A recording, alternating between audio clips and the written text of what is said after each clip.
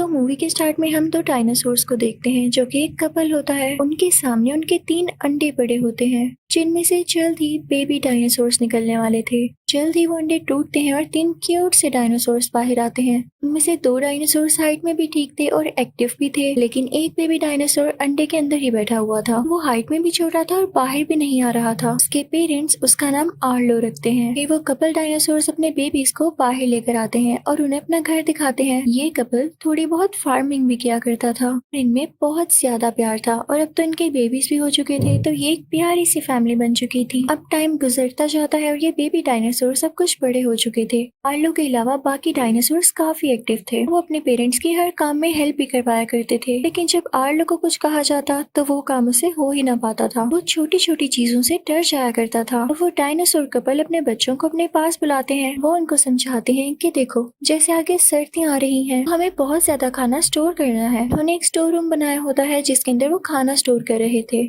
उसके बाद father dinosaur अपना फुटप्रिंट वहां लगाते हैं। सब बच्चे बहुत एक्साइटेड हो जाते हैं और कहते हैं कि फादर, हमें भी अपना फुटप्रिंट लगाना है। लेकिन फादर डायनासोर उन्हें रोक देते हैं और कहते हैं कि नहीं, अभी तुम लोग छोटे हो। जब तक तुम लोग कोई बड़ा काम नहीं कर लेते तब तक तुम सब फुटप्रिंट नहीं लगा सकते। जिस दिन तुम्हें भी लगे कि हाँ, तुमने जिंदगी में कुछ कर लिया है, तो उस दिन तुम फुटप्रिंट लगा लेना। मैं भी उस दिन का इंतजार करूंगा कि कब मेरे बच्चे मेरे जैसे हो जाएं। फादर डायनासोर कहते हैं कि चलो, आज के दिन मैं तुम लोगों को टेस्ट करूं। अगर तुम लोगों ने मेरे कहे गए काम अच्छे से कर लिए तो बेशक आज ही ये फुटप्रिंट लगा देना। सब काफी एक्साइटेड हो जाते हैं, लेकिन आर्लो भी बेचारा डर रहा होता है। अब आर्लो का भाई बड़े बड़े दरख्त उठाकर लकड़ियां इकट्ठी करता है और आर्लो की बहन सारा फार्म साफ करती है। अब उन दोनों को परमिशन मिल जाती है फुटप्रिंट लगाने की, लेकिन अगर आर्लो की बात की जाए तो उसने कुछ भी नहीं किया था। उससे हो ही नहीं पा रहा था, तो उसके फादर उसको अलाउ नहीं करते। आर्लो बहुत हर्ट हो जाता है और तभी उसका भाई आकर उसे छेड़ने लगता है कि छोटे बच्चे, तुम तो कुछ भी नहीं कर पाते हो। तो आर्लो उससे कहता है कि ऐसे नहीं करो, मुझे बुरा फील होता है। मैं अपनी तरफ से कोशिश करता हूँ पर मुझसे नहीं हो पाता। लेकिन उसका भाई उसे फिर भी छेड़ता रहता है। तो तभी वहाँ पर उसकी फैमिली आ जाती है और वो आर्लो के भाई को डांटती है कि भाई को ना तंग करो। तो आर्लो कहता है कि आप सबको ये लगता है ना कि मैं कुछ नहीं कर पाता, मैं एक दिन जरूर कुछ करूंगा और मैं भी अपना फुटप्रिंट लगाऊंगा यहाँ पर। जब रात को आर्लो सो रहा होता है तो उसके पास उसके फादर आते हैं और उसे कहते हैं कि बेटा, मेरे साथ चलो। रात में वो दोनों वॉक करने लग जाते हैं, जो कि काफी क्यूट सीन है। आर्लो के फादर उसे समझाते हैं कि जब तक तुम डरते रहोगे तब तक तुम कुछ भी नहीं कर पाओगे। मुझे तुम्हारे डर को खत्म करना है। कॉन्फिडेंट रहो, तुम्हारे लिए कुछ भी करना मुश्किल नहीं है। तो फिर आर्लो सो जाता है। जब वो लोग सुबह उठते हैं तो आर्लो के फादर देखते हैं कि उनका स्टोर किया गया खाना कोई ले गया है। यानी वहाँ पर कोई ऐसा जानवर आया था, या तो उनका खाना खा गया या तो अपने साथ ले गया चुरा कर। वो सब काफी परेशान होते हैं, लेकिन आर्लो के फादर उससे कहते हैं कि बेटा, अब टाइम आ गया कि मैं तुम्हारे कॉन्फिडेंस को टेस्ट करूं और देखूं कि तुमने मेरी बातों का कितना असर लिया, तुमने कितनी सीखी मेरी बातें। तुम्हारा काम ये है कि तुमने उस जानवर को पकड़ कर लाना है जिसने हमारा खाना चुराया। तुम्हें उसे जाल में फंसाना होगा और फिर उसे मारना भी होगा, और अगर तुमने ये कर लिया तो मैं तुम्हें भी अलाउ कर दूंगा वहाँ फुटप्रिंट लगाना। आर्लो भी सुन के काफी एक्साइटेड था। आर्लो के फादर जाल बिछाने में उसकी मदद करते हैं। फिर आर्लो वेट करने लगता है कि वो जानवर कब आए। जहाँ पर उन लोगों ने ट्रैप लगाया वहाँ पर वो कॉर्न्स रख देते हैं। अचानक से एक जंगली बच्चा आता है और उन कॉर्न्स को उठाने लगता है। यानी असल में चोर कोई जानवर नहीं बल्कि यही जंगली बच्चा था। अब आर्लो जल्दी से अपना ट्रैप उसके ऊपर फेंक देता है। वो बच्चा अब नेट में फंस चुका था, लेकिन वो काफी चिल्लाता है। वो अपनी ही जुबान में कह रहा होता है कि मुझे फ्री करो। आर्लो उसे सुन के और देख के काफी डर जाता है। वो कहता है कि ये कैसी अजीबोगरीब चीज है। जल्दी से घबरा कर ट्रैप उठा देता है। वो जंगली बच्चा वहाँ से भाग जाता है। जब आर्लो के फादर वहाँ पर आते हैं तो उसे डांटते हैं कि ये तुमने क्या किया, तुमने उसे पकड़ कर भी छोड़ दिया। तुम्हारे डर ने सारा काम खराब कर रखा है। डर ना छोड़ो और मेरे साथ आओ, मैं तुम्हारा डर खत्म करता हूँ। अब आर्लो के फादर उसे यूं ही नहीं डांट रहे थे, वो भी चाहते थे कि उनका बेटा अच्छा बच्चा बने, ऐसा बने जिससे दुनिया डरे, ना कि वो लोगों से डरे, क्योंकि पेरेंट्स हमारे अच्छे के लिए ही तो डांटते हैं। आर्लो के फादर उसे अपने साथ एक फॉरेस्ट में ले जाते हैं। साथ ही बारिश होने लगती है। मौसम काफी खराब हो रहा था। आर्लो डरने लगता है और अपने फादर से कहता है कि डैडी वापस चले, मौसम खराब हो रहा है। तो उसके फादर उससे कहते हैं कि चुप करो बेटा और मेरे साथ चलो बस। आसमान पर काफी ज्यादा बिजली गरजने लगती है। आर्लो का दिल जोर जोर से धड़क रहा था क्योंकि वो काफी डरपोक था। अब बारिश होने की वजह से वो लोग पत्थरों पर बार बार स्लिप हो रहे थे। चलते चलते आर्लो का भी पाँव मुड़ जाता है और वो नीचे गिर जाता है। तो आर्लो अपने डैड से कहता है कि डैड, बस अब और नहीं ना। तो उसके डैड उससे कहते हैं कि मुझे भी बुरा लग रहा है कि मैं अपनी बेटी को यहाँ पर लेकर आया हूँ, लेकिन तुम भी इस बात को समझो, अगर मैं तुम्हारा डर नहीं खत्म करूंगा तो बड़े होकर तुम क्या करोगे। चलो ठीक है, आज के लिए इतना ही और अब हम वापस जाते हैं। लेकिन तभी बारिश बहुत तेज होने लगती है, तेज हवा चल रही होती है, यानी तूफान आ जाता है। पत्थरों के साथ साथ यानी नीचे फ्लड आने लगता है, उसके साथ हर चीज बहकर आने लगी थी। आर्लो के फादर उसे कहते हैं कि बेटा फौरन से ऊपर जाओ। वो अपने मुंह और अपनी टेल से अपने बेटे आर्लो को ऊपर की तरफ उछाल देते हैं कि ये कहीं फ्लड में न बह जाए, लेकिन खुद वो नीचे रह जाते हैं। फ्लड उन्हें बहा कर ले जाता है। यहाँ पर स्क्रीन कुछ देर के लिए ब्लैक हो जाती है क्योंकि ये बहुत इमोशनल सीन था। आर्लो अब अपने फादर को खो चुका था। अब आर्लो वहाँ से वापस अपने घर आ जाता है। अब वो भी अपने बाकी बहन भाइयों के साथ काम करवाने लगा था। वो काफी उदास रहता था। एक दिन आर्लो काम कर रहा होता है तो उसे वही जंगली बच्चा नजर आता है। तो उसके दिमाग में फौरन से वो बात क्लिक होती है कि उसके फादर ने कहा था कि उसे पकड़कर मार देना, तो वो उसके पीछे भागने लगता है। आर्लो उसको पकड़ तो लेता है, लेकिन तभी वो नदी में गिर जाता है और वहाँ से बह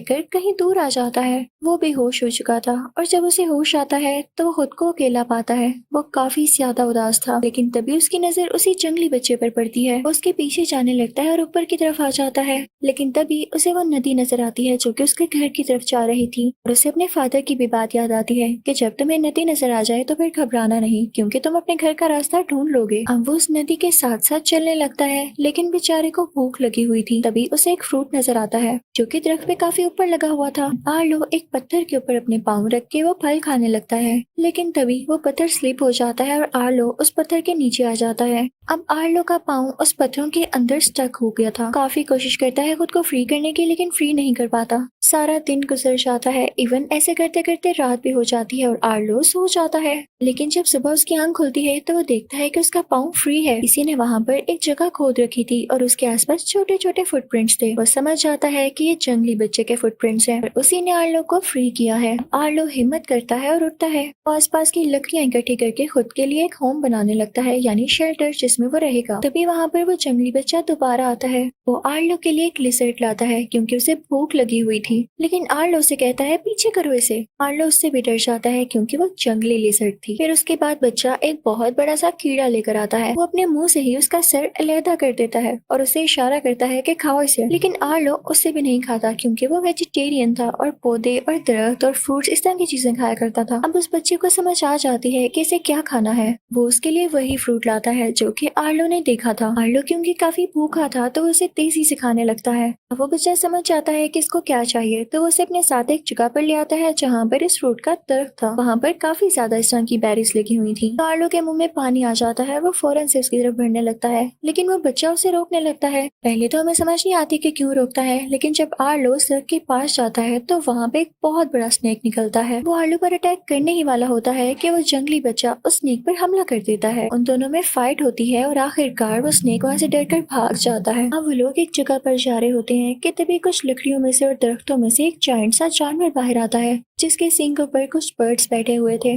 वो आर्लो से पूछता है कि तुम्हारे साथ ये बच्चा कौन है, क्योंकि वो दोनों जानवर थे तो आपस में बातचीत कर सकते थे। तो आर्लो कहता है कि मुझे नहीं पता इसका नाम। तो वो कहता है कि चलो रख लो फिर इसका कोई नाम। तो आर्लो से कहता है स्पॉट, और वो जंगली बच्चा पीछे मुड़कर देखता है, यानी उसे अपना नाम ये शायद अच्छा लगा होगा। आर्लो और स्पॉट में काफी दोस्ती हो जाती है और वो एक साथ चलने लगते हैं। आर्लो इनफैक्ट अपने घर जा रहा था, लेकिन उसे रास्ता समझ नहीं आ रहा था। फिर वो लोग एक जगह से गुजरते हैं जहाँ पर बहुत बड़ी बड़ी घास होती है। आर्लो अपनी टेल उस घास में घुमाने लगता है तो बहुत सारे जुगनू यानी फायरफ्लाइज उसमें से निकलते हैं। ये देख के वो पहले तो काफी खुश होते हैं, लेकिन फिर आर्लो को याद आता है कि उसके फादर भी ऐसे करके आर्लो को खुश किया करते थे, तो वो दोबारा से सैड हो जाता है। आर्लो उदास होकर नीचे बैठ जाता है। आर्लो 5 छोटी छोटी लकड़ियां मिट्टी में खड़ी करता है और फिर सबसे बड़ी लकड़ी को मिट्टी में दबा देता है। यानी आर्लो स्पॉट को अपनी फैमिली के बारे में बता रहा था कि हम 5 लोग थे, लेकिन मेरे फादर मर गए। जब वो स्पॉट का कोई रिएक्शन नहीं देखता तो उदास हो जाता है कि हाँ, मैं किसको समझा रहा हूँ। लेकिन तभी स्पॉट भी उठता है और 3 लकड़ियां मिट्टी में खड़ी करता है। वो 2 बड़ी लकड़ियों को मिट्टी में दबा देता है और जो छोटी लकड़ी होती है उसको देखकर उदास होने लगता है क्योंकि वो खुद ही था। उसकी बात का ये मतलब था कि उसके पेरेंट्स मारे गए और वो भी अब इस दुनिया में अकेला है। दोनों एक दूसरे को गले लगाकर उदास होकर बैठ जाते हैं। अब अगले दिन वो अपने अगले रास्ते के लिए निकलते हैं, लेकिन तभी तूफान आ जाता है, तेज बारिश होने लगती है और वैसा ही फ्लड आता है जिसमें उसके फादर मारे गए। तो वो काफी डर जाता है और वहाँ से भागने लगता है। वो एक दरख्त के नीचे जाकर छुप जाता है, लेकिन जब उसकी आंख खुलती है तो वो देखता है कि वो नदी से काफी दूर है।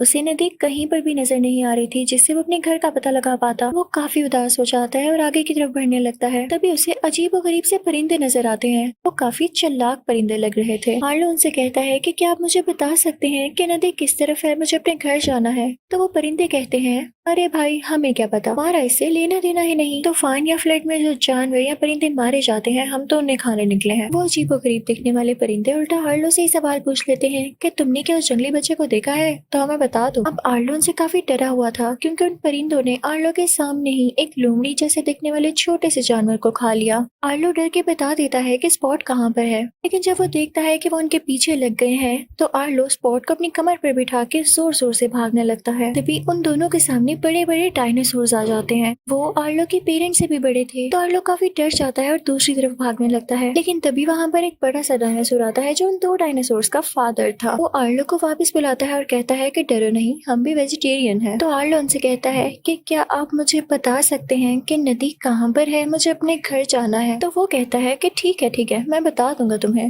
लेकिन मेरे साथ एक इशू हो गया है, मेरी भैंसों को कोई चुरा कर ले गया है। तुम दोनों पहले मेरी भैंसें ढूंढने में मदद करवाओ। अब वो सारे लोग मिलकर भैंसें ढूंढने लगते हैं और उनको मिल जाती हैं। अब वो जायंट डायनासोर कहता है कि इसी जगह, इसी घास में जहाँ मेरी भैंसें खड़ी हैं, इनको चुराने वाले भी हैं। वो आर्लो से कहता है कि तुम्हें वहाँ एक पत्थर दिखाई दे रहा है, वहाँ जाकर चिल्लाओ ताकि जिन चोरों ने मेरी भैंसों को चुराया है वो बाहर आ जाए। आर्लो काफी डर रहा था लेकिन उसने अपने घर का पता भी ढूंढना था तो उसको वहाँ पर जाना पड़ता है। वो जैसे ही पत्थर पर खड़ा होकर चिल्लाने लगता है तो उसकी तो आवाज ही नहीं निकलती, ऐसे लगता ही नहीं कि वो डायनासोर है। तो स्पॉट उसके पाँव पर जोर से काटता है और अब निकलती है आर्लो की असली आवाज और वो जोर से चिल्लाता है। उसकी आवाज सुनकर भैंसों को चुराने वाले बाहर निकल आते हैं जो कि उन्हीं क्रीपी परिंदों के जैसे दिखने वाले पतले पतले से डायनासोर्स थे। जैसे ही वो बाहर निकलते हैं तो वहाँ से वो जायंट डायनासोर्स भी आ जाते हैं और उन पर अटैक करने लगते हैं। दोनों में काफी लड़ाई होती है। फाइनली वो पतले पतले और क्रीपी से डायनासोर्स वहाँ से भाग जाते हैं। जायंट डायनासोर्स अपनी बहन से लेके वहाँ से चले जाते हैं। आर्लो और स्पॉट भी उनके साथ होते हैं। फिर रात हो जाती है और आग के इर्द गिर्द बैठ के वो सब आपस में बातें कर रहे होते हैं। बड़ा डायनासोर बताने लगता है कि मुझ में बहुत पावर है और अपनी पावर की स्टोरी सुनाने लगता है कि मैंने ये काम किया, मैंने वो काम किया। तो आर्लो कहता है कि मेरे फादर भी आपकी तरह बहुत ताकतवर थे और पता है उन्हें डर भी नहीं लगता था। वो जायंट डायनासोर कहता है, ना बेटा, ऐसा तो हो नहीं सकता कि डर किसी को ना लगता हो। डर सबको लगता है, ये तो नेचर में होता है, लेकिन असल बात ये होती है कि उसको ओवरकम कैसे करना है। हाँ, अपने डर को साथ लेकर चलो लेकिन उसे कभी हावी मत होने दो। जब तुम सीख जाओगे कि चीजों को कैसे फेस करना है तुम खुद ब खुद स्ट्रॉन्ग हो जाओगे। और ज्यादा सोचो ना, सुबह होते ही हम तुम्हारे घर के लिए निकल पड़ेंगे। अब आर्लो काफी खुश हो जाता है और प्रॉमिस के मुताबिक सुबह होते ही वो सब इवन जायंट डायनासोर की भैंसें भी आर्लो को छोड़ने के लिए निकल पड़ते हैं। अब चलते चलते वो लोग इतनी ऊपर पहुंच चुके थे कि उनका सर बादलों में आ रहा था। सामने उनको पहाड़ दिख रहे थे। इन्हीं पहाड़ों के साथ साथ वो नदी थी, यानी आर्लो का घर अब बहुत करीब था। अब वो जायंट डायनासोर्स आर्लो और स्पॉट से कहते हैं कि लो बच्चों, मैंने तुम लोगों को यहाँ तक पहुँचा दिया, हमें भी वापस जाना होगा, तुम लोग सेफली अपने घर पहुँच जाना। आर्लो बहुत खुश होता है और जंप्स लगाते हुए उस तरफ चल पड़ता है।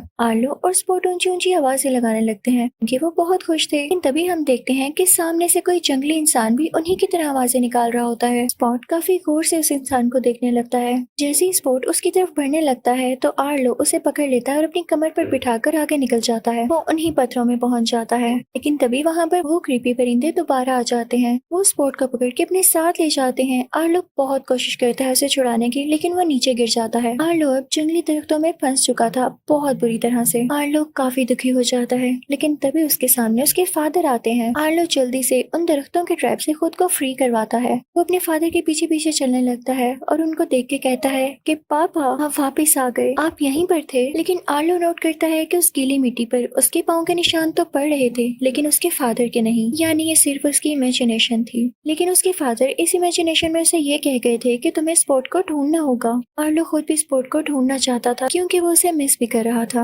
आर्लो आगे बढ़ने लगता है और चिल्लाने लगता है। तभी वो देखता है कि वो क्रीपी परिंदे एक लकड़ी में स्पॉट को रखकर खाने की कोशिश कर रहे होते हैं, लेकिन स्पॉट उस लकड़ी में छुपा हुआ होता है। आर्लो का पहली बार कोई दोस्त बना था तो उसे ऐसी हालत में देख के उससे बहुत गुस्सा आता है और यहाँ पर हम आर्लो को पहली बार मैच्योर और गुस्से में देखते हैं। आर्लो जोर से चिल्लाता है, लेकिन तभी फ्लड आने लगता है बहुत ज्यादा। उसके साथ हर चीज बहकर आ रही थी, लेकिन आर्लो कोई परवाह नहीं करता और नदी में कूद जाता है। उसने स्पॉट को बचा लिया था। वो जैसे तैसे करके स्पॉट को नदी से बाहर लेकर आता है, लेकिन उसकी बॉडी खुद भी काफी ज्यादा बाउंडेड हो चुकी थी, यानी उसको खुद भी काफी चोटें आई थी। वो लोग वहाँ से आगे निकल पड़ते हैं। स्पॉट आर्लो के ऊपर बैठा होता है, इन तभी उसे वो जंगली इंसान दोबारा दिखाई देता है। अब की बार आर्लो उसे अलाउ कर देता है कि तुम उसके पास जा सकते हो और स्पॉट फौरन से उसकी टेल से नीचे उतरकर उस जंगली इंसान के पास भाग कर जाता है। वो देखता है कि ये तो मेरे फादर हैं। उसकी मदर और उसके बहन भाई भी वहाँ पर होते हैं। स्पॉट के फादर उसे प्यार करते हैं और उसे अपनी गोद में बिठा लेते हैं। जब आर्लो ये इमोशनल सीन देखता है तो उसे भी अपनी फैमिली बहुत याद आने लगती है और वो काफी उदास हो जाता है। तो स्पॉट फौरन से उसके पास आता है और उसके ऊपर बैठ जाता है, यानी वो अभी भी आर्लो के साथ उसकी फैमिली ढूंढना चाहता था और वहाँ जाना चाहता था। लेकिन आर्लो उसे अपने मुंह से पीछे करते हुए कहता है कि तुम अपनी फैमिली के पास जाओ, तुम्हारी जगह यहाँ है, तुम भी प्यार और केयर डिजर्व करते हो। यहाँ पर दोनों एक दूसरे को सैडली गुड बाय कहते हैं, ना चाहते हुए भी। अब आर्लो अपनी फैमिली की तरफ निकल जाता है। अब आर्लो चलता रहता है और फाइनली उसे अपना घर सामने दिखाई देता है। वो काफी रोने लगता है। सामने से उसकी मदर और उसकी बहन और भाई भी आते हैं। वो दोनों एक दूसरे से मिलने लगते हैं, लेकिन वो सब अपने फैमिली के लीडर यानी आर्लो के फादर को भी मिस कर रहे थे। आर्लो की माँ कहती है कि तुमने बहुत अच्छा काम किया और वो दिन आ गया है जब तुम अपने बाप का ख्वाब पूरा करने वाले हो। उन्होंने यही कहा था ना कि जिस दिन तुम बड़ा काम करोगे उस दिन तुम अपना फुटप्रिंट लगा सकोगे, तो लो लगा लो आज फुटप्रिंट। आर्लो खुश हो जाता है कि उसने अपने बाप का ख्वाब पूरा कर दिया। जैसे उसके फादर चाहते थे वो आज वैसा बन गया। चाहे वो उसके पास नहीं, लेकिन वो हमेशा स्ट्रॉन्ग रहेगा